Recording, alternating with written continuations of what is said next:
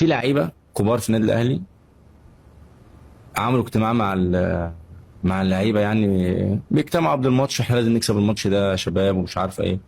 فمن كتر ما هم مضغوطين وشايفين الزمالك قوي وشايفين ان احنا واخدين منهم بطولتين الدوري في والسوبر. الدوري، كابتن الفرقه بتاعهم عيط. مين كان كابتن الفرقه؟ ما يعني شوفي، ارجعي انت بقى شوفي مين.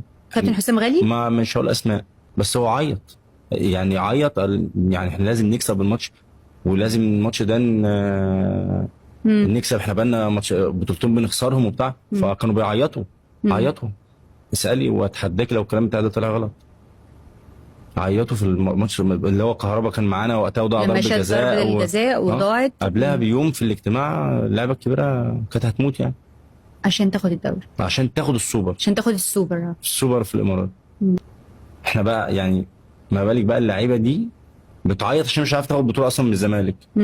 من ماتش كان ازاي هينافسونا السنين اللي بعد كده. ودي لعيبة وقتها يعني لعيبه الاهلي كانت عامله حساب كبير طبعا. للعيبه الزمالك. طب عيطوا. امم وسأل على الكلام ده انا مسؤول عنه.